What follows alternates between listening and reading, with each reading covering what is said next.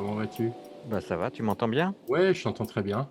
Oui, mais en revanche, je vois rien du tout. Je sais pas ce qu'il me fait là. Voilà.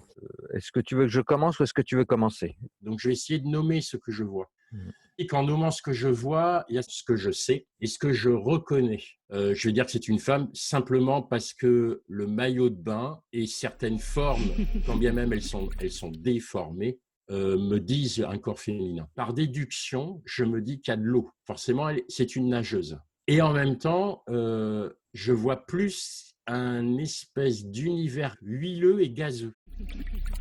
Le noir, en fait, il absorbe la lumière. S'il absorbe la lumière, tu vois moins les formes. Le noir, est invisible. On voit dans la danse des squelettes de Méliès, A-t-il retouché cette photo? tous les Oui, photographes utilisent Photoshop ou alors avant, ils utilisaient, des gens, dans des laboratoires, il y avait des tireurs. c'est un artifice et qui permet, entre autres, très facilement de déformer. En tout cas, cette distorsion anatomique, se mêlant à l'élément aquatique et en même temps, c'est pas de l'eau.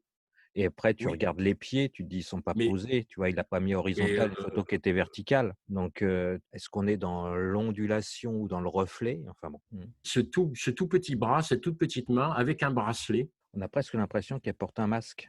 En fait, on s'aperçoit avec la photo que le monde n'est pas posé. Comment c'est un paysage qui n'est pas posé? il attendait qu'il se passe un truc, puisqu'évidemment, il se pointait pas en se disant: «Il va se passer ça».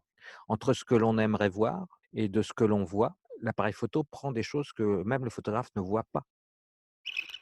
Là, on n'est pas du tout dans la séduction de l'image. Et je vois aussi quelque chose qui s'est abîmé. Et dans quelque chose qui s'abîme, l'image m'emmène ailleurs que dans les magazines où on trouve habituellement la représentation du corps féminin. Donc en fait là, le corps, on a l'impression qu'il flotte. Donc quand un corps, flotte, on dit aussi qu'il se déporte. Donc tu utilises le terme de déporter. Ça, Il y a oui. une errance et en plus tu parles d'abîme et c'est vrai qu'on est dans un lieu, abyssal, qui est proche de l'abîme parce que tu as le côté sombre quand même dans cette image.